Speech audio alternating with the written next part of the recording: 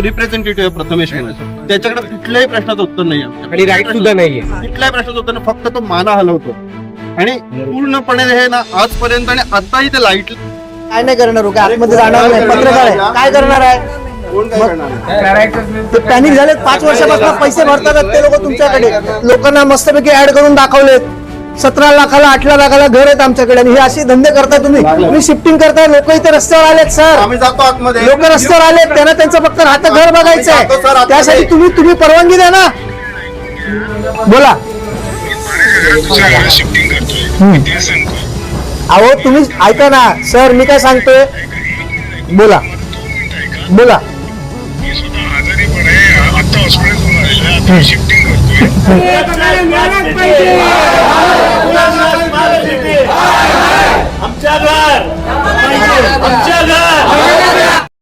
आपण पाहताय top 10 Maharashtra news. Vasai Naigaon येथील सुरक्षा स्मार्ट सिटी अंतर्गत प्रधानमंत्री आवास योजनेत घर घेताय, कृपया सावधान, तुमची देखील फसवणूक होऊ शकते. सुरक्षा स्मार्ट सिटी ज्या जागेवरती बनते त्या जागेत अनेक समस्या आपल्याला पाहायला मिळतात. या जागेवरती खरं तर ज्या शेतकऱ्याकडनं सुरक्षा स्मार्ट सिटीने जागा घेतलेली आहे त्या शेतकऱ्यांना सुरक्षा स्मार्ट सिटीने पैसे दिलेत का, या प्रोजेक्ट मध्ये नेमका कोणाचा पैसा अडकलाय. फार्मा कंपनी देखील या सगळ्या प्रोजेक्ट मध्ये इन्व्हॉल्व असल्याची चर्चा देखील आपल्याला पाहायला मिळते. त्याचबरोबर गृहमंत्री अमित शहा यांचा मुलगा देखील या प्रोजेक्ट मध्ये असल्याच्या चर्चा आपल्याला ऐकायला मिळतात. गेल्या 4 वर्षापासून हे प्रोजेक्ट बनतंय, परंतु दरवेळेस ग्राहकांना काहीतरी नवीन कारण सांगून सुरक्षा स्मार्ट सिटी ही गोष्ट टाळण्याचा प्रयत्न करते. यावेळेला मात्र ग्राहकांचा आक्रोश आपल्याला पाहायला मिळाला. या विरोधात सुरक्षा स्मार्ट सिटी अंतर्गत प्रधानमंत्री आवास योजनेत ज्या ग्राहकांनी घर खरेदी केलेलं आहे ते ग्राहक मात्र आक्रमक झाले. थेट त्यांनी सुरक्षा स्मार्ट सिटीच्या कार्यालयात धडक मारली. इतकंच नाही तर इथे हे ग्राहक आंदोलनाला देखील बसले होते. अखेरीस सुरक्षा स्मार्ट सिटीचे काही अधिकारी त्या ठिकाणी आले आणि त्यांनी या 15 तारखेचा एक अल्टिमेटम या ग्राहकांना दिलेला आहे. आता या 15 तारखेला नेमकं काय घडणार हे आपल्याला 15 तारखेलाच कळेल. सुरक्षा स्मार्ट सिटी प्रधानमंत्री आवास योजनेच्या अंतर्गत लोकांना घरं देते आणि तशी जाहिरात देखील सुरक्षा स्मार्ट सिटीने प्रत्येक ठिकाणी केलेली आपल्याला पाहायला मिळते. या संदर्भात टॉप 10 महाराष्ट्र न्यूज चॅनलला ज्या वेळेला ही बातमी कळाली त्यावेळेला या बातमीच्या माध्यमातून आपण बऱ्याचशा गोष्टी जाणण्याचा प्रयत्न केला. त्या ठिकाणचे जे काही अधिकारी आहेत ते ओसी बद्दल कुठेतरी ग्राहकांची फसवणूक करतात. जर कामच झालं नाही तर ओसी मिळणार कुठून, आणि कन्सर्ट वरती लोकांच्या खोट्या सह्या घेतल्या जातात. जे शिक्षित आहेत त्यांना ही गोष्ट लक्षात आली, परंतु जे अशिक्षित आहेत त्यांना मात्र ही गोष्ट लक्षात आलेली नाही. असं असताना 15 तारखेचा कालावधी दिलेला आहे. या येत्या 15 तारखेला जे ग्राहक आहेत त्यांची एक मीटिंग सुरक्षा स्मार्ट सिटीच्या अधिकाऱ्यांबरोबर आयोजित केलेली आहे. आता या मीटिंग मध्येच पुढे काय होणार आहे हे देखील कळणार आहे. परंतु सुरक्षा स्मार्ट सिटी आपण जर पाहिली तर नेहमीच आपल्याला वादाच्या भोवऱ्यात सापडलेली मिळते.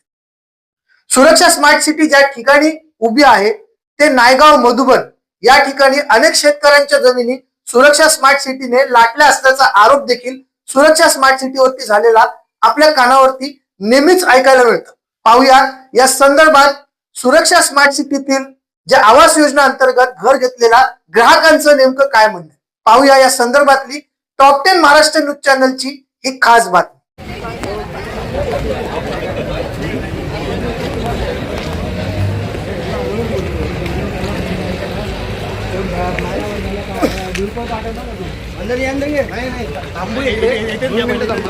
इकडे आपली बाईट होऊन द्या.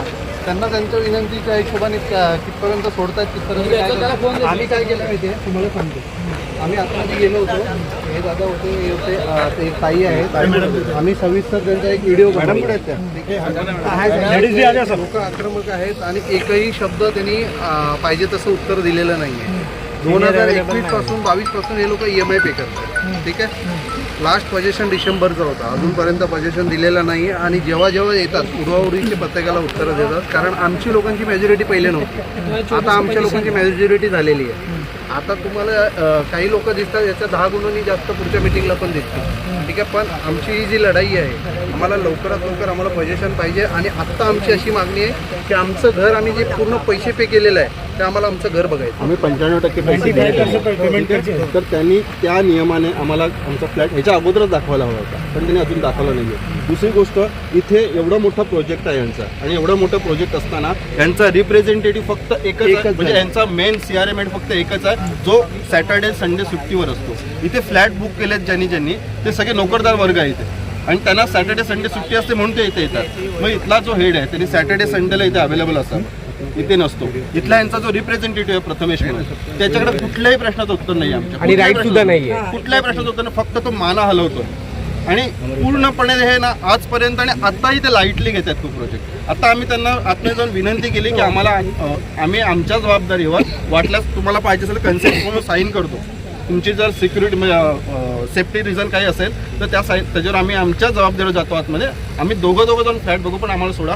पण त्याच्यावर सुद्धा त्याचं उत्तर नाही. त्याचं एकच उत्तर होतं इथे, मला ऑथॉरिटी नाही. आम्ही एवढे ते जमलोय, आम्हाला आज फ्लॅट बघूनच जायचं. आमचा फ्लॅट कुठपर्यंत रेडी झाला, आम्हाला विश्वास नाही राहिला त्यांच्यावर. कदाचित त्यांनी फक्त बाहेर ते सांगडे उभे केले, आतमध्ये काही कामच केलं नाही. आणि आज इथं उभं असल्या प्रत्येक लोकांना फ्लॅट बघायचंच आहे, आणि आज बघूनच, आणि आज जायचं चांगलं बघू. आणि घर आम्ही घेतले, आणि पैसे आम्ही दिले, आम्ही पैसे दिले. आम्ही बघूत का नाही बघा काय माहिती, आमचे पूर्ण एकीकरणचं कारण आहे. 3 प्रश्न आहेत. एक पोझिशन, एक काय आपलं ते डिमांड आपली काय, कंपन्सेशन, आणि आम्हाला रूम बघायचं. हे 3च प्रश्न आहेत. तो 3 सॉल्व्ह करून नाही पाहिजे तसे शकत. एक उत्तर देत नाही. पण आता आम्हाला रूम बघायचे, ते पण तुमच्या मीडियाच्या साह्याने. बस एवढीच मागणी आहे.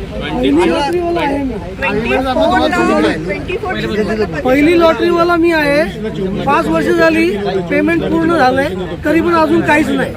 आता मला कंपन्सेशन पण पाहिजे, आणि मी फ्लॅट बघायला 10 वेळा आलो नाही, आम्हाला अथॉरिटी नाही, आम्हाला भेटू शकत नाही. तुम्ही बघा आता काय. बस लॉटरी. प्रधानमंत्री आवास योजनेच्या हे गव्हर्नमेंटचं असल्यामुळे जर असं असेल तर तिकडे जाऊ त्यांना येणार आहोत, इथे बसणार आहोत. कारण आज पोलिसांच्या समोरच ते लेखित स्वरूपात आपल्याला द्यायला तयार आहेत. त्यामुळे कुठेतरी कन्व्हिन्स आपण पण व्हायला पाहिजे. आज काय आपण कमी पडलो नाहीये कुठे, उलट एक स्टेप वरती जातोय. कारण आपण आता त्यांच्या हायर ऑथॉरिटी जो बोलायला जाणार आहोत आपण. आपली ही सुरुवात झाली. समजा आजची जी सुरुवात आहे ना, खूप चांगली सुरुवात झालेली आहे. आणि आपण सकाळपासून जे इथे मेहनत घेतली त्याचा थोडासा आपल्याला फायदा झालेलाच आहे. ठीक आहे, ते लिखित स्वरूपात आपल्याला देतील, ते आपण स्वीकारतोय. ठीक आहे, कुणाला काही प्रॉब्लेम आहे? ओके, ठीक आहे. म्हणजे आपण 15 तारखेला जेवढी आपली पॉवर आहे तेवढी सगळी लावू. ठीक आहे, 15 जर आपल्याला रविवार थोडं शांत राहायचं. ठीक आहे, पुढचा रविवार शांत राहा. पुढच्या रविवारी आपण जे आणि तुम्ही एक ऐका, तुम्ही तुमचा एक ग्रुप करा, आणि ग्रुपच्या माध्यमातून सगळ्या गोष्टी आता काय बनवलेलं आहे. हा, मग त्याच्यामध्ये इन्स्ट्रक्शन टाकायचे, असा विषय घडलेला. 500 लोक ऑलरेडी झालेलं हो, होतं. बातमी आपण पाहिलीत, विषय काय आहे ते देखील आपल्याला कळलं असेल. टॉप 10 महाराष्ट्र न्यूज चॅनलच्या वतीने आपल्याला एकच विनंती आहे की अशा कोणत्याही प्रोजेक्ट मध्ये जेव्हा आपण घर खरेदी करताय तर या सगळ्या बाबी तपासून पहा. कारण सुरक्षा स्मार्ट सिटी तुम्हाला स्टेशनवरती घ्यायला येते, प्रोजेक्ट वरती तुम्हाला आणते, तुम्हाला सॅम्पल फ्लॅट दाखवते, तुमचा चहा पाण्याचा खर्च देखील उचलते. परंतु जसजसे तुम्ही घर खरेदी करतात तसतसे सुरक्षा स्मार्ट सिटीशी तुमचे संबंध वेगळे होतात. सुरक्षा स्मार्ट सिटी तुम्हाला काहीतरी वेगळं ट्रीट करते. इतकंच नाही तर तिथे आक्रोशित झालेले ग्राहक या सगळ्या गोष्टी सांगत होत्या. आता 15 तारखेला काय घडणार आहे आपल्याला 15 तारखेलाच कळेल. या प्रोजेक्ट मध्ये खूप मोठ्या लोकांनी पैसे लावलेले आहेत. कदाचित तुमचा पैसा घेऊन ही लोक दुसरीकडे पैसे इन्व्हेस्ट करत नाहीयेत ना. आज जर 2 वर्ष प्रोजेक्ट लांबवला तर 2 वर्षाचं भाडं कोण देणार, तुमच्या नुकसानची भरपाई कोण देणार, या सगळ्या विषयावरती ग्राहक नेमकी काय भूमिका घेतील हे पाहण्यासारखं ठरेल. परंतु अशा प्रोजेक्ट मध्ये वसई विरार शहरात जर घर खरेदी करत असाल तर कृपया सावधान. तुमच्या बरोबर देखील अशी घटना घडू शकते. सतर्क राहा, सुरक्षित राहा. Top 10 Maharashtra news, Vasai Virar.